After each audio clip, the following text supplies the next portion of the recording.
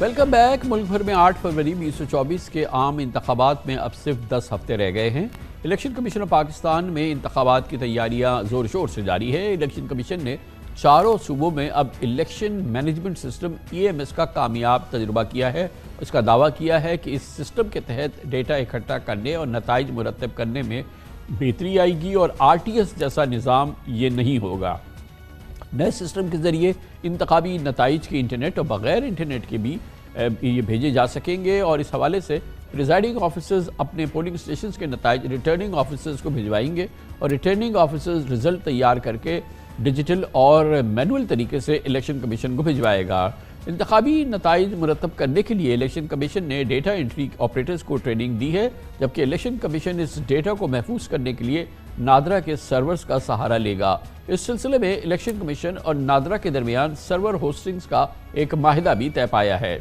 इस server hosting के माहिदे के तय होने के बाद 2018 के इलेक्शन के दौरान इंतखाबी नताइज जारी करने वाले RTS सिस्टम यानी रिजल्ट ट्रांसमिशन सिस्टम के बैठ जाने का बहुत शोर मचा था।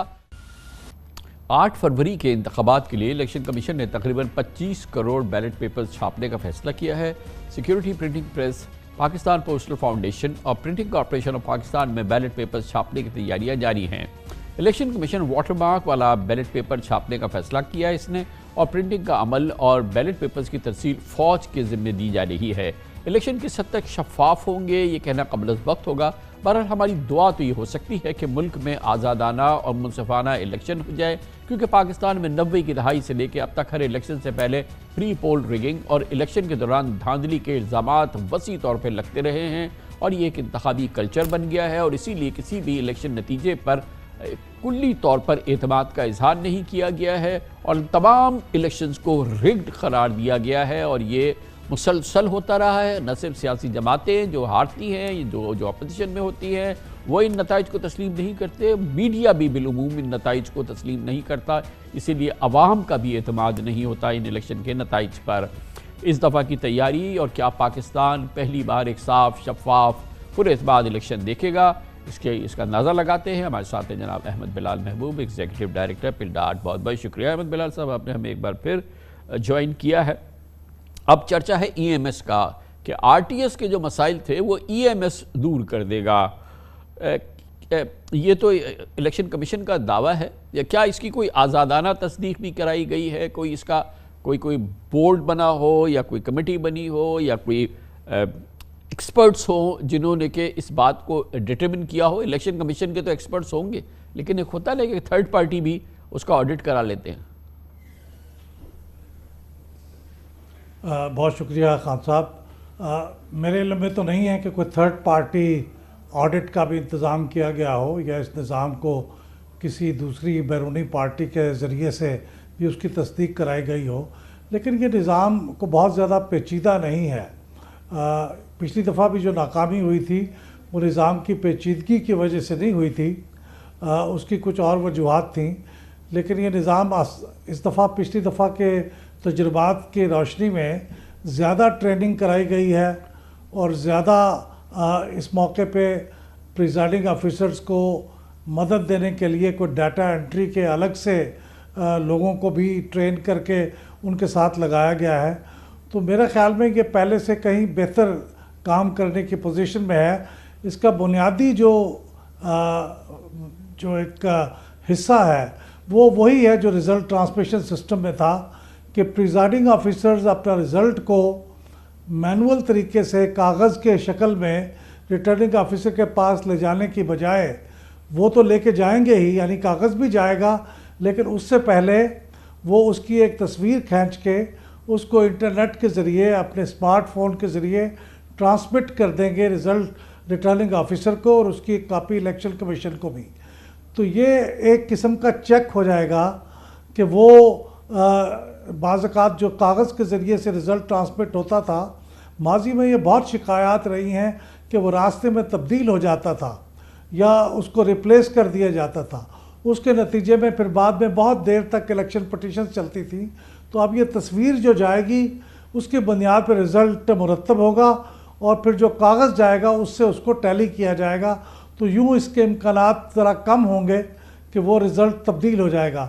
तो मेरे ख्याल में तो ये अच्छा तरीका है। और ओवरऑल भी इलेक्शन कमीशन अब माजी के किसी भी इलेक्शन कमीशन के मुकाबले में बेटर प्रिपेयर्ड है इलेक्शन को कंडक्ट करने के लिए। लेकिन इलेक्शन के अच्छा, दिन तो अहमद क्या बिलाल वो साहब फ्री ये एंड फेयर बताइएगा इलेक्शन कि होगा, ये एक अलग इम्पोर्टेंट बात है कि बहुत ही ज़रूरी मेरा सवाल है वो ये कि जो 2018 में आरटीएस के साथ हुआ, 11:45 पे बंद हो गया, फिर 2 घंटे बंद रहा, कौमी हिजान बपा हुआ, इलेक्शन के नताइज को तस्लीम करने से इनकार कर दिया गया, एक मजाक उड़ा इलेक्शन कमीशन का, ये एक बहुत बड़ा कौमी मसला बन गया। इस आरटीएस की बुनियाद पे नताइज को तस्लीम करने से इनकार कर दिया उस वक्त की जो अपोजिशन थी उसने, जिसमें पीपल्स पार्टी, नून लीग, जेयूआई ने तो ये कहा था कि पार्लियामेंट में भी नहीं जाएंगे, गोया कि उसको एक रत्ती भी नहीं माना और सिर्फ आरटीएस की बुनियाद पे। क्या आरटीएस बंद हुआ था उस दौरान जो कुछ हुआ इसकी कोई आज़ादाना तहकीक़ात इलेक्शन कमीशन ने खुद कराई? उसने बताया कि ये क्या हुआ था, ये किस तरह से ये तमाम मामला हुआ था और ये क्यों हुआ था, और इसको अवाम के साथ शेयर करना, कौम के साथ शेयर करना भी ज़रूरी था, या ये कि ये हो गया और उसके बाद उस पर मट्टी डाल दी गई? ये बहुत अहम नुक्ता है कामरान खान साहब। मेरे इल्म की हद तक इलेक्शन कमीशन ने 2 या 3 दफ़ा कैबिनेट सेक्रेटेरिएट को ये ख़त लिखा और उनको कहा गया कि इसकी तहकीकात कराएं और इसके लिए कोई इंक्वायरी कमीशन बनाएं। उसके ऊपर काम नहीं हुआ। लेकिन ये सवाल अपनी जगह बाकी है कि अगर कैबिनेट सेक्रेटेरिएट ने नहीं किया ये काम तो इलेक्शन कमीशन ने खुद से काम क्यों नहीं कर लिया। लेकिन ये नहीं हुआ। मेरी मालूमात की हद तक ना तो कोई इंक्वायरी हुई और ना ही इस इंक्वायरी के फाइंडिंग्स पब्लिक के साथ शेयर किए गए, असम्बली के साथ शेयर किए गए। तो ये एक सवाल अपनी जगह मौजूद है कि वो क्या हुआ था, और इसलिए मैं समझता हूँ कि वो जो कुछ भी हुआ था वो इलेक्शन कमीशन से मावरा कोई बहुत ताकतवर अनासर थे जिन्होंने ये किया था, और उसकी फिर तहकीकात भी नहीं हो सकी। कितने अफसोस की बात है, ये तो एक कौमी जुर्म है। अगर इस तरह से हुआ, इलेक्शन पे डाका अगर पड़ा, और अगर ये कि एक बाकायदा मरबूत तरीके से, जैसे कि तमाम नून लीग, पीपल्स पार्टी और जेयूआई वो कहती रही, किसी ने उसकी परवाह नहीं की और इलेक्शन कमीशन ने ख़ुद भी परवाह नहीं की, और इस किस्म के इलेक्शन हमारे पास उसकी एक लंबी फहरिस्त मौजूद है। अब हम एक नए इलेक्शन की जानिब जा रहे हैं। क्या इलेक्शन कमीशन इस बात को यकीनी बना रहा है कि तमाम फरीक़ैन को एक साफ शफाफ इलेक्शन का माहौल मिले और जो इलेक्शन की रूह है उसके मुताबिक जमहूरियत जो है वो अपना ये सबसे बड़ा इवेंट जो है वो एक मुनसिफाना तौर पे कर सके? आपको इलेक्शन कमीशन ये बात यकीनी बनाता नज़र आ रहा है और उसका माहौल आपको बनता नज़र आ रहा है?